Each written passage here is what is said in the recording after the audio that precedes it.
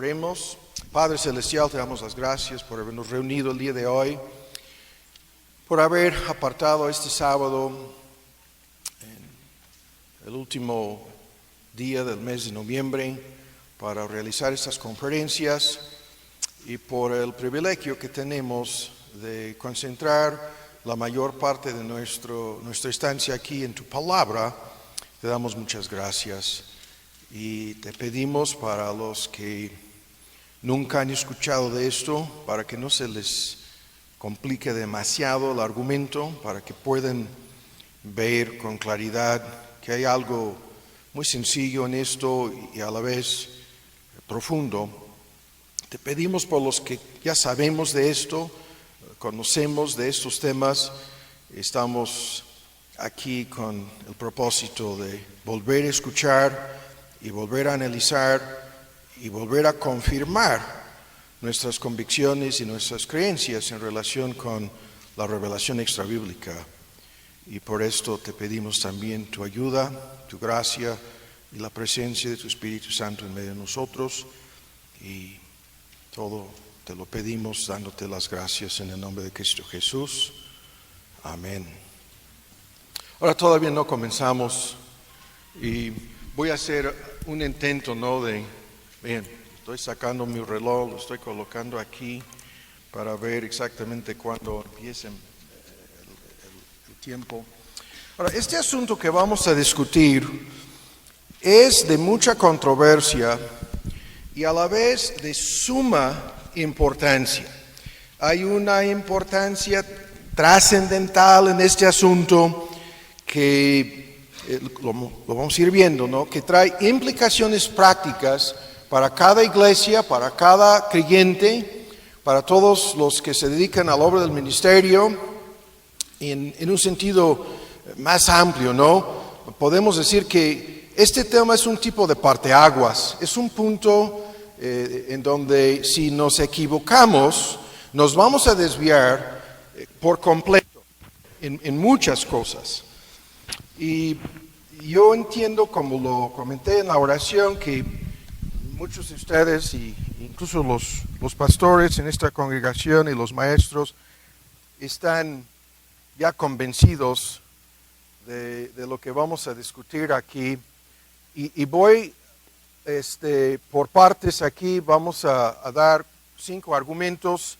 Cada uno podría ser un sermón, pero no lo vamos a hacer así. Y al mismo tiempo voy en una forma polémica.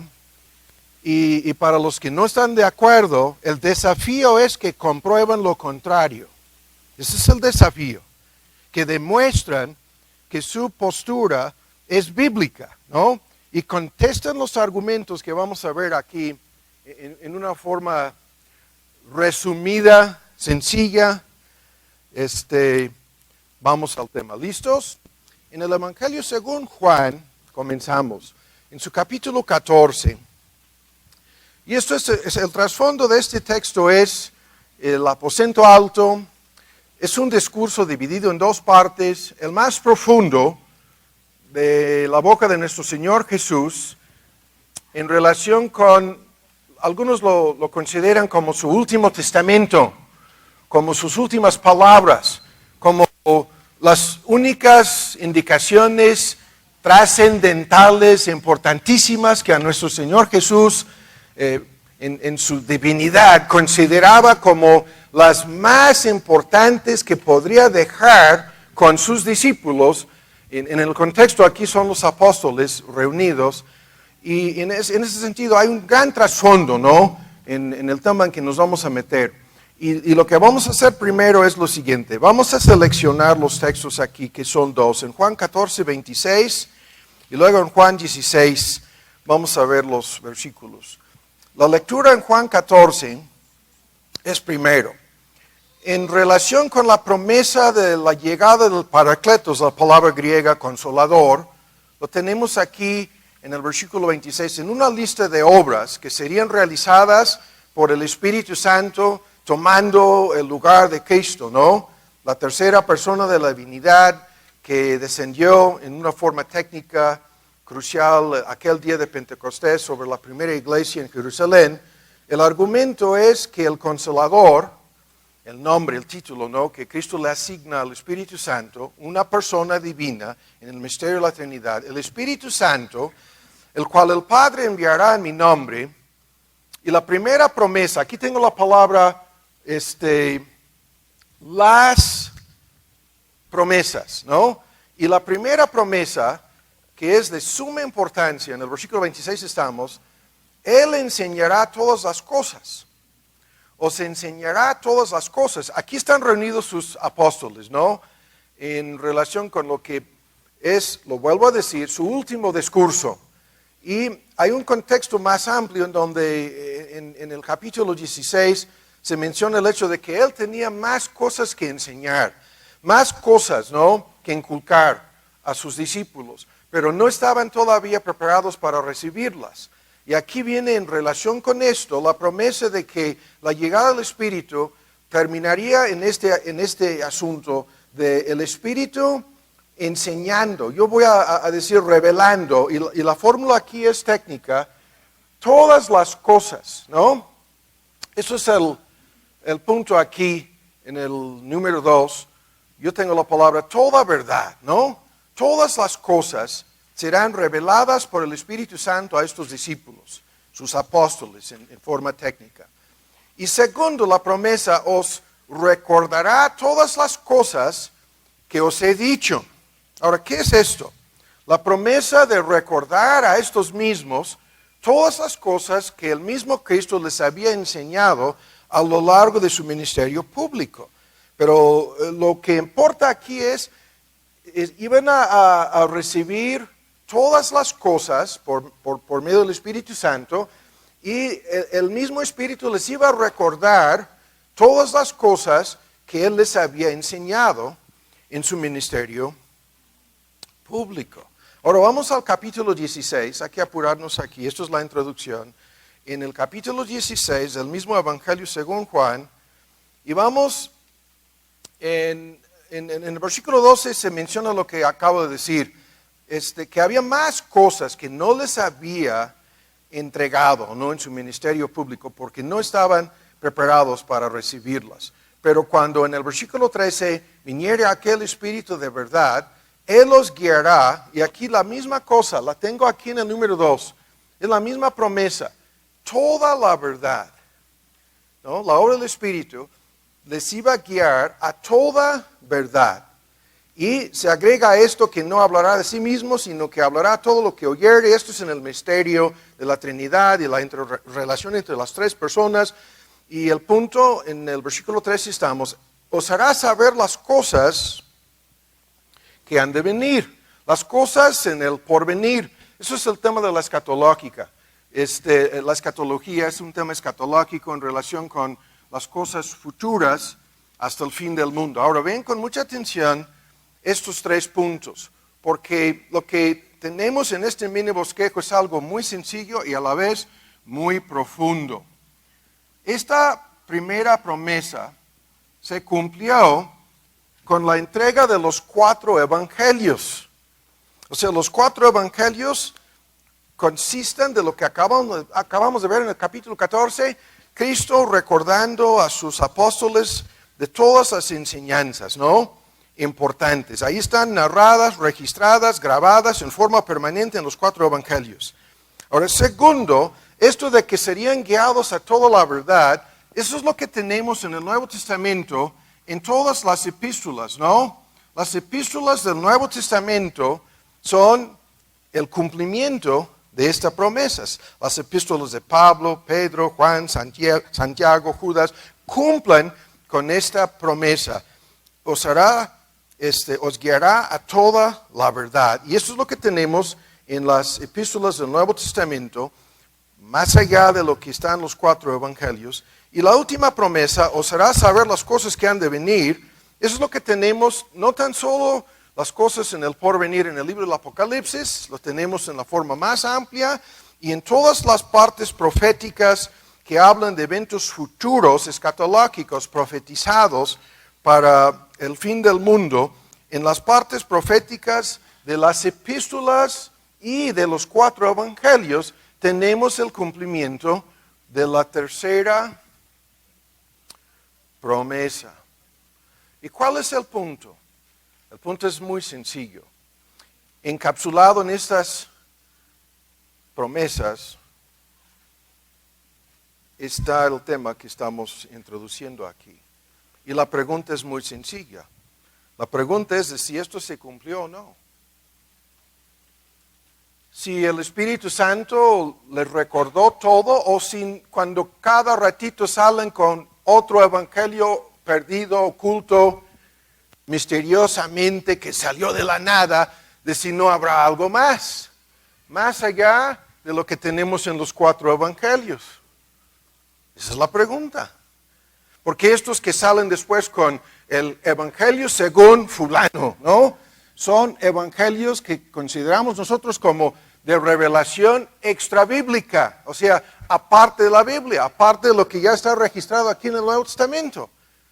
Y cuando Cristo dijo que su Espíritu iba a guiar a los apóstoles a recordar todas las cosas, ¿esto qué quiere decir? Que no hay más cosas pendientes, ¿no? Que faltaban por ser reveladas. No, estas cosas no. Lo que tenemos aquí son el cumplimiento de esta promesa en los 4 evangelios. Y luego lo mismo. Habrá más verdades cuando el énfasis les iba a recordar todas las cosas, toda la verdad y todas las cosas. Esa es una fórmula que se repite por lo menos 3 veces en los mismos textos.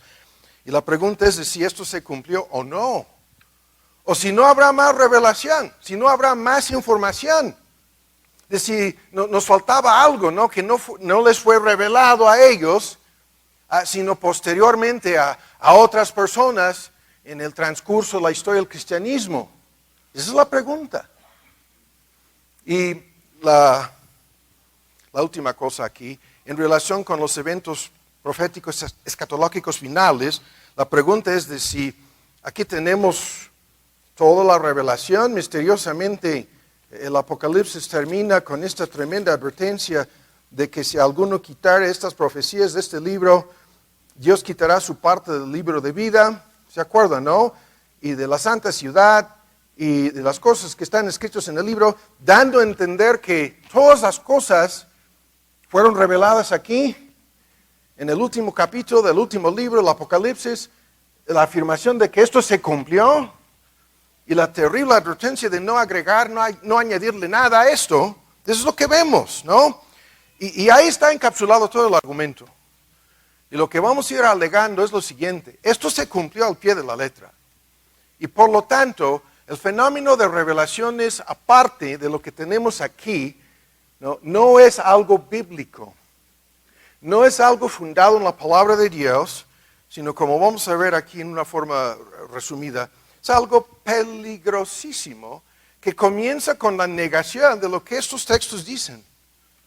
Para afirmar lo contrario, tú tienes que decir que no les fue recordado, que no fueron conducidos, ¿no? Es un fenómeno misterioso todo lo de la memoria, para de manera infalible registrar todo lo que Cristo les había enseñado, y lo tenemos en los 4 evangelios, y tú tienes que afirmar lo contrario, para decir que esto no se cumplió. Y todo lo demás, ahí está todo el argumento encapsulado de una forma tan sencilla. Y lo que yo estoy afirmando es lo siguiente: las Santas Escrituras dicen que esto se cumplió así. Y los que dicen lo contrario están más que equivocados. Están totalmente errados. Ahora, rápido, la segunda introducción es esta. Estoy viendo el reloj. Hay una lista de implicaciones que fluyen de inmediato de este tema. Y voy a resumir las implicaciones, ¿no? Y son más que importantes, ¿no? Los grupos carismáticos a veces se identifican como pentecostales o no secesionistas, la idea de que la entrega de revelación terminó, cesó, y los que creen que sí son los secesionistas, y los que creen que no son los no secesionistas, los que creen que los dones para revelar y entregar más y más y más información siguen vigentes hasta el día de hoy. Y voy a usar en forma intercambiable los términos. Los grupos que creen lo contrario ¿no? Que van desde carismáticos, pentecostales, etc., nos escuchan, nos dicen que Dios sigue hablando y sigue revelando nuevas cosas hasta el día de hoy. Y que la promesa, ¿no?, encapsulada en estos 3 puntos, no se cumplió. Y esto, en primer lugar, hay que entenderlo. Esto de inmediato nos deja en un vacío total, porque nos deja sin una norma, nos deja sin una regla fija, nos deja sin una forma objetiva para determinar lo que es la verdad y lo que es el error. Cristo prometió a sus apóstoles que serían guiados a toda la verdad, pero los que dicen que no, abren la puerta para que por medio de, vean, revelaciones extrabíblicas. Extrabíblica quiere decir fuera de lo que está registrado aquí. Dios sigue hablando. Y al abrir esta puerta, lo que están afirmando es lo siguiente, que no hay nada fijo en esto. Y por lo tanto, vean, el factor de incertidumbre que esto introduce es fatal. Porque en cualquier momento, estas personas pueden cambiar las doctrinas y enseñar doctrinas que no están aquí, afirmando que son doctrinas reveladas recientemente. Esa es la base de cada una de las sectas en todo el mundo. No tan solo los mormones, adventistas, falsos testigos de Jehová, sino la misma secta católica. Esta es la base de la Iglesia Católica. La Iglesia Católica cree, lo que vamos a refutar en un momento, que hay todavía apóstoles y que vienen tan solo en la sucesión apostólica del Papa en Roma, y que a cada ratito, por medio de una llamada telefónica, Dios le envía nueva información al Papa en Roma. Y de ahí todas las desviaciones doctrinales que todos nosotros conocemos en la Iglesia Católica Romana, por medio de esta creencia en revelaciones extrabíblicas, la Iglesia Católica Romana se ha desviado por completo de la verdad de las Santas Escrituras y en muchos puntos en relación con la Virgen María como co-redentora, co-mediadora, co-intercesora y todos los mitos acerca de su concepción sin pecado y su ascensión al cielo y toda una lista de cosas en donde ya creen en el cuarteto, como lo hemos dicho muchas veces, no creen en la Trinidad, creen en 4 personas que forman la divinidad, incluyendo a la Virgen María. Todo esto surgió por su creencia en lo que estamos diciendo aquí, en el no cumplimiento de estas promesas. Y el factor de incertidumbre se introduce vean los puntos, en las doctrinas y enseñanzas bíblicas, lo que hemos de creer, en las prácticas en relación con el cristianismo, sus ordenanzas, lo que ellos llaman los 7 sacramentos, que son inventos de parte de ellos, que no tienen ninguna base en la Biblia, en las prácticas, en la adoración pública, y peor en el asunto de guianza, dirección divina, se introduce un factor de incertidumbre. Y esto quiere decir que en cualquier momento las doctrinas pueden cambiar, están sujetas a cambio. En cualquier momento las prácticas pueden ser alteradas, cambiadas, ¿no? Incluso en una lista de cosas en relación con el culto público, tan solo en la Iglesia Católica Romana tenemos un gran argumento ahí, en donde están haciendo cosas no se encuentran en la Biblia de nadie. Ahí están, con la misa, con el incienso, con el sacerdocio y con sus ceremonias y sus ritos que no tienen base alguno en la palabra de Dios. Pero ahí están, desviados por completo en base a esto. Y peor con este asunto de la guía, dirección o guianza divina, porque resulta en lo siguiente, en lo que vamos a ver más adelante. En base a esto, cualquier persona se nos puede acercar y nos puede decir que Dios le dijo tal o cual cosa. Dios me dijo, Dios me habló, Dios me reveló, lo que sea. Nadie le puede corregir, nadie le puede contradecir, nadie le puede refutar. Porque la puerta está abierta. Y el segundo punto es esto, rápido. La puerta está abierta para todo tipo de decepción y engaño. La puerta está más que abierta. Porque en esta postura lo que sucede es lo siguiente. las Santas Escrituras pierden su autoridad, ya no son la regla, ya no son la norma, no hay nada fijo aquí, todo está sujeto a cambio y en cualquier momento cualquier persona puede justificar cualquier experiencia, cualquier revelación, cualquier afirmación. Todo el asunto lo pueden afirmar como válido, es válido para mí, ¿no? Porque todo está sujeto a cambio. Y los engaños en relación con esto, no tenemos que mirar más allá de Roma, más allá del Vaticano, más allá del papado, para ver en forma directa qué tipo de engaño, qué tipo de maestros falsos. ¿Y alguien duda de que Satanás mismo esté metido de por medio? Ahí está Satanás mismo metido de por medio. En estos engaños, en estas decepciones, en lo que se realiza todos los días aquí en la vía, en la Basílica de Guadalupe. Es un engaño total. Ni es necesario perder el tiempo comentándolo. Pero el próximo punto es, vean, todo esto, aún para los que dicen, no, nosotros no tenemos la menor intención de corregir o contradecir o cambiar lo que está aquí, de todas maneras se introduce, escuchen bien, un fenómeno que vemos en todos esos grupos. ¿Cuál fenómeno? El fenómeno de minimizar la autoridad, la suficiencia de las Santas Escrituras. Se introduce este fenómeno en donde estas personas, aun cuando dicen, no, mis profecías no están atacando las Escrituras, de todas maneras provienen una fuente alternativa de luz, de guía, de ayuda, incluso de creencias y convicciones. Se introduce una fuente alternativa en este asunto. Y estas cosas terminan siendo colocadas al mismo nivel, muchas veces por encima de las Escrituras. Ese es el efecto práctico. Colocan sus revelaciones, sus experiencias extrabíblicas por encima de las Santas Escrituras. Y esto es el efecto. Y nosotros lo vemos porque sus cultos se dedican a esto. No se dedican a escudriñar, no se dedican a exponer, no se dedican a predicar en forma sistemática la palabra de Dios. Se dedican a lo contrario, a buscar nuevas revelaciones, ¿no? Nuevas experiencias, ¿no? Y todo este paquete termina minimizando, sino descartando por completo la autoridad de las Santas Escrituras. Y ni hablar del tema de la guianza y la toma de decisiones basadas en principios bíblicos. No, todo esto se queda descartado porque Dios te puede guiar de cualquier forma.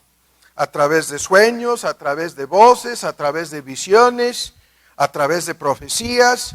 Y la decisión basada en la Biblia, ¿no? Incluso muchas veces se contradice la enseñanza bíblica en estos círculos. La necesidad, la responsabilidad de tomar decisiones inteligentes, responsables, basadas en la palabra de Dios, todo esto se vuelve más que necesario. Porque estas personas cuentan con una forma de guía, de guianza, de dirección divina, aparte de esto. Y este es uno de los temas más complicados y más profundos de la palabra de Dios. Es una lista, no lo voy a repasar aquí, yo tengo una lista aquí de cuántos principios bíblicos gobiernan estas decisiones. No, pero estas personas hacen caso omiso de esto, porque cuentan con aquello. Y aún peor, escuchen, esta postura que afirma que esto no se cumplió, impide por completo, lo vamos a discutir más adelante, el crecimiento y la madurez de los creyentes en estos grupos. Porque se quedan siempre atrapados en lo que vamos a ver más adelante en la época de la infancia de la iglesia, se quedan atrapadas estas personas. Como niños fluctuantes llevados por doquier de todo viento de doctrinas, porque no están dispuestos a seguir la verdad, lo que dice Efesios 4, y no están convencidos de que aquí tenemos toda esta verdad, y no van a crecer, no van a madurar, no van a avanzar en la medida en que hacen caso omiso de la verdad ya revelada aquí. Y se quedan así como inmaduros, en el peor de los casos, enanos, ¿no? Atrasados, no crecen, no maduran, no avanzan en la vida cristiana, porque todo el tiempo están, como vamos a ver más adelante, prestando atención a cosas que ni son reales. Así. Y el punto final aquí es lo siguiente: se quedan sin un criterio, sin una norma, sin una regla para juzgar. Y aquí lo que estoy incluyendo en este último comentario es, se quedan sin un criterio, sin una regla fija para juzgar desde un principio la experiencia religiosa de cualquier persona. ¿En base a qué van a juzgar la experiencia religiosa de una persona? En base a algo que no se encuentra aquí. Este libro juzga la experiencia religiosa de todas las personas, diciendo que si no coincide con la verdad del Evangelio, el verdadero de gracia, es una experiencia falsa. Pero estas personas se quedan sin una forma para juzgar la experiencia religiosa de las personas. Y el efecto es, sus feligreses no son puestos frente a un autoexamen, un examen bíblico, exhaustivo, profundo en relación con su profesión de fe. No hay nada de esto. Simplemente dicen creer, su experiencia religiosa no es gobernada por este libro, no están comprometidos sus feligreses con la palabra de Dios. No, porque creen que todo esto es parcial, temporal, incompleto, y que puede cambiar en cualquier momento. A la luz de esto, la experiencia de quien sea es válida. Si Oral Roberts dice que se le apareció una estatua de Cristo, no, una imagen de Cristo, y tenía 900 pies ahí en Tulsa, Oklahoma, y le mandó a construir un hospital, y luego la amenazó con que si no lo construyes te voy a matar, y luego se juntaron cuántos millones y millones y millones y millones de dólares, se armó un escándalo a nivel nacional con Oral Roberts, uno de los líderes de una de estas sectas que cree en la revelación extrabíblica, y el asunto terminó no tan solo en fraude y engaño, sino en un fracaso total, con el hospital cerrado y varios de los involucrados en la cárcel. Pero desde un principio él decía, Dios me dio esta experiencia. ¿No?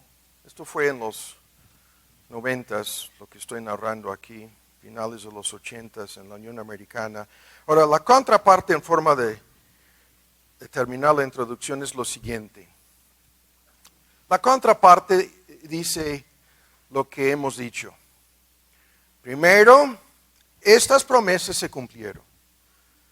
Segundo, por lo tanto, tenemos la última palabra, lo que se llama la palabra final.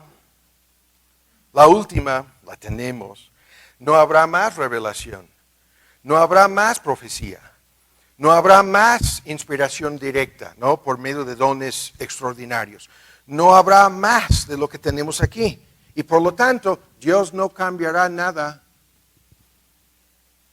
Dios no va a cambiar absolutamente nada de lo que está. Este es el libro de los 5 que serán usados en el día de juicio.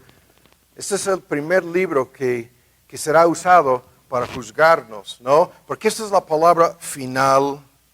Y tenemos, por lo tanto, una regla fija, objetiva, trascendental, ¿no? Que tenemos que usar para juzgar todas las cosas, todas las experiencias, todas las doctrinas, todas las enseñanzas, todas las prácticas. Tenemos la regla fija para juzgar, incluso a nosotros mismos y nuestra profesión de fe. Y por lo tanto, hemos de hacer lo que vamos a hacer aquí el día de hoy, enfocar nuestros esfuerzos en escudriñar esto, en el pleno entendimiento de esto, ¿no?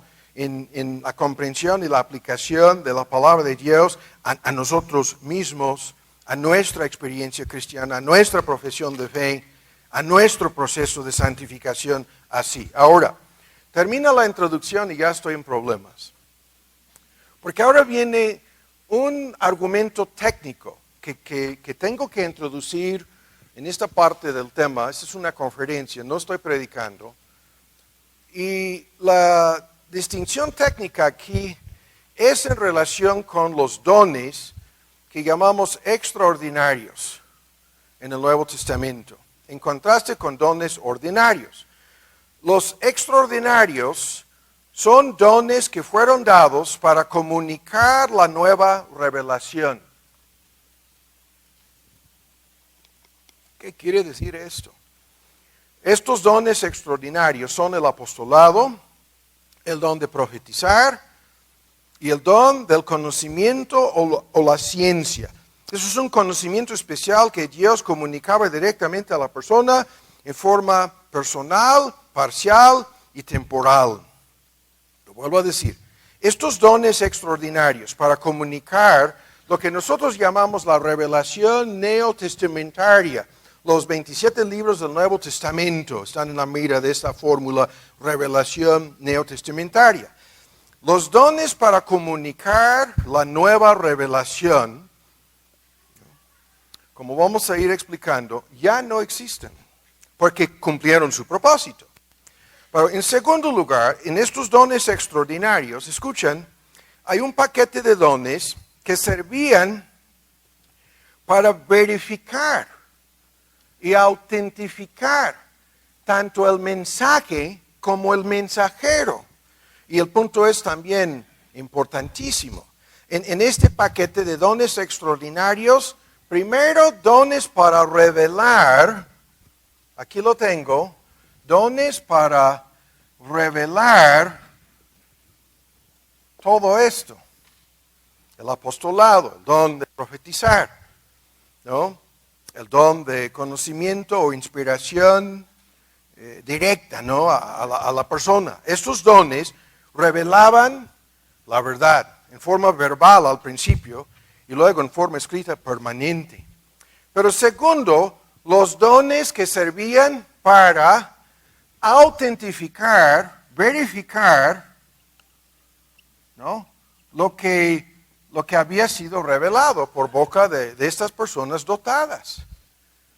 Y ahí vienen los dones de hablar en lenguas, la interpretación de lenguas, las señales milagrosas y en algún sentido indirecto el tema de la sanidad divina. Estos dones servían para autentificar, lo vuelvo a decir, al mensajero y su mensaje, ¿no? Y para las personas que dudan de lo que estoy diciendo aquí de entrada, les invito a buscar en sus Biblias en Hebreos y vamos al capítulo 2 y vamos a leer un texto que dice lo que estamos afirmando aquí, ¿no? Y es Hebreos en su capítulo 2, en el versículo 2, y la palabra dicha en el Antiguo Testamento por ángeles fue firme, y toda rebelión y desobediencia recibió justa paga de retribución. ¿Cómo escaparemos nosotros si tuviéramos en poco una salvación tan grande, la cual, habiendo sido comenzado a ser publicada por el Señor, fue confirmada hasta nosotros? Esta palabra es el tema, la revelación que tenemos en el Nuevo Testamento, que comenzó a ser al principio del ministerio público de nuestro Señor, entregada, ¿no?, a su iglesia, y fue confirmada hasta nosotros. ¿Cómo confirmada? Testificando juntamente Dios con ellos. Con los que estaban entregando la revelación, Dios testificaba, Dios verificaba, Dios autentificaba a ellos como mensajeros y su mensaje con dones extraordinarios que aquí se llaman señales, milagros, maravillas y repartimientos del Espíritu Santo según su voluntad. Y ahí el vínculo. Estos que entregaban esta revelación fueron autentificadas mediante el segundo punto. Dios obraba. Esto es un fenómeno a lo largo de la Biblia. A lo largo del Antiguo Testamento este es el fenómeno. Cada vez que Dios estaba revelando nueva información, esta información venía acompañada por señales y milagros. Y el texto dice que Dios hizo exactamente esto con lo que tenemos aquí en el Nuevo Testamento. Entonces, el argumento es muy sencillo. Lo vuelvo a decir. Si esta revelación ya fue entregada de manera fija y permanente y ya fue verificada, no ahora, sino hace 2000 años se cumplió este texto. Si esto sucedió así hace 2000 años, con la muerte del último apóstol, el apóstol Juan, entonces con razón no hay más que revelar, menos la necesidad de seguir verificando más revelaciones, porque no hay más revelaciones. Y como vamos a ver, categóricamente el Nuevo Testamento dice que estos dones para verificar ya terminaron en aquel entonces. Lo vamos a leer, lo vamos a ver con nuestros propios ojos. Y voy a hacer el desafío para quien sea a contradecir la palabra de Dios. Y los que lo hacen serán hallados mentirosos, porque la palabra de Dios dice que esto ya terminó. Lo vamos a ver más adelante. Ahora, vamos al primer argumento. Todo esto fue la introducción, ¿no? Que duró 25 minutos. Estoy en problemas. Ahora, primer argumento, ¿no? El primer argumento para apoyar lo que estamos diciendo es lo siguiente. El simple hecho de que ya no hay apóstoles, el don del apostolado ya no existe. Lo vamos a comprobar en un momento para los que dudan. Eso ya no existe. Y vean, los grupos que sostienen lo contrario, que se autonombran apóstoles, están tan engañados como el Papa en Roma. Si él es un falso apóstol, ellos de igual manera, y quien sea, están de igual manera autoengañados. O simplemente engañadores, disfrazándose, como lo dice Pablo en 2 de Corintios 11, como apóstoles de Cristo, cuando en verdad son obreros fraudulentos, pasando ante los ojos de los demás como si fueran ministros de Cristo. Ni siquiera son ministros de Cristo, dice Pablo. Pero ahora vean rápido. Hay un mini bosquejo aquí. El don del apostolado, ¿no? Ya no existe. Escuchen. ¿Cómo sabemos que ya no existe? Ahora, un mini bosquejo que podría ser 3 horas de estudio. El mini bosquejo. Primero, los requisitos para el apostolado están aquí en el Nuevo Testamento. Los requisitos para ser apóstol de Cristo. Aquí se encuentran. Y son los siguientes. Primero, el primer requisito, los apóstoles fueron escogidos personalmente por Cristo, por nuestro Señor Jesús. Pedro, Jacobo, Juan, Andrés, Felipe, Tomás, hagan ustedes la lista. Cada uno de ellos individual y personalmente escogido por Cristo y comisionados, llamados y comisionados personalmente por Él. Estos apóstoles de Cristo. Y hay que entenderlo, el Nuevo Testamento hace un doble uso de la palabra apóstol. Hay un uso que llamaríamos genérico, que se refiere a una persona enviada. Es un término genérico. Es como los oficios en la iglesia. Hay muchos puestos de servicio en la iglesia. Tan solo el ministerio público de la palabra, el don del pastor maestro y el diaconado son puestos oficiales en la iglesia.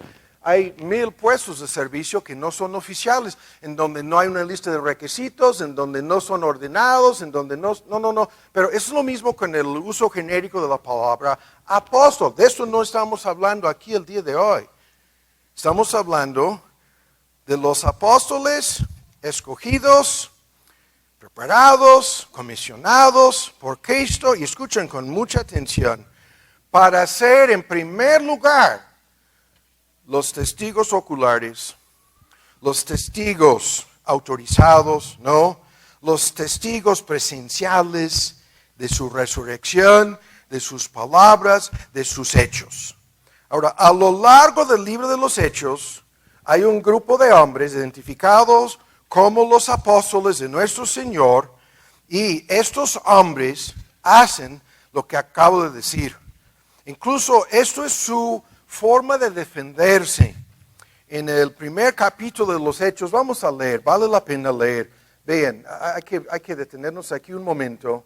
Tomaron esta decisión de reemplazar a Judas y escogieron entre dos, ¿no? Para tomar el lugar de Judas, para que fuesen 12 apóstoles. Nada de esto nos interesa, porque vamos a ver más adelante, esto no es un tipo de sucesión apostólica, no lo es. Pero lo que nos interesa es que cuando iban a escoger a una persona para ocupar este oficio, que estoy diciendo que es especial, extraordinario, y ya no existe, estamos en el libro de los Hechos, en su primer capítulo, en el versículo 2, conviene pues que de estos hombres, y vean el criterio, que han estado juntos con nosotros todo el tiempo del ministerio público de nuestro Señor Jesús, desde que entró y salió, desde el comienzo hasta el fin de su ministerio público. Y aún antes, comenzando desde el bautismo de Juan, hasta el día que fue recibido nuestro Señor Jesús, su ascensión al cielo, hasta el día cuando lo vieron los 500, y luego apareció a Pedro, y por último, el último que vio a nuestro Señor Jesús, Pablo. No lo vamos a discutir, pero hasta esta fecha, cuando subió, ¿no? ¿Y qué dice? Que sea testigo con nosotros ¿de qué? De la resurrección. Un testigo de todo este paquete. Y escogen entre Justo y Matías. Es un gran tema, no nos interesa el día de hoy. El punto es, a lo largo del libro de los Hechos, escuchen la profecía de nuestro Señor. Apunten el texto, Juan 15, 26 y 27, hablando estos apóstoles, vosotros darán testimonio. ¿Por qué?